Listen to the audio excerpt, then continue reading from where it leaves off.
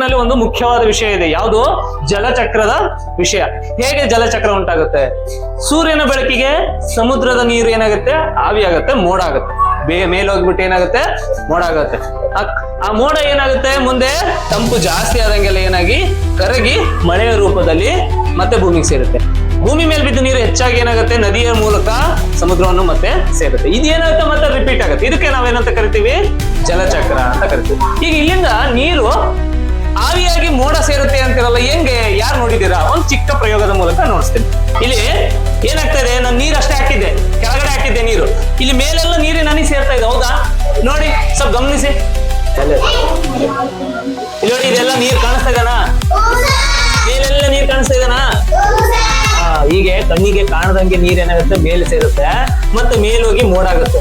ಮೋಡ ಆಗಿದ್ದು ಏನಾಗುತ್ತೆ? ಇದೇ ರೀತಿ ಇಲ್ಲಿ ನೋಡಿ, ಇಲ್ಲಿ ಚಿಕ್ಕ ಚಿಕ್ಕ ಹನಿಗಳಾಗಿ ನಿಂತ್ಕೊಂಡಿದೆ. ಹೌದಾ? ಚಿಕ್ಕ ಚಿಕ್ಕ ಹನಿಗಳಾಗಿ ಕಾಣಿಸ್ತಾ ಇದಾನ? ನೋಡಿ, ಇಲ್ಲೆಲ್ಲ ನೀರು ಕಾಣಿಸ್ತಾ ಇದಾನ?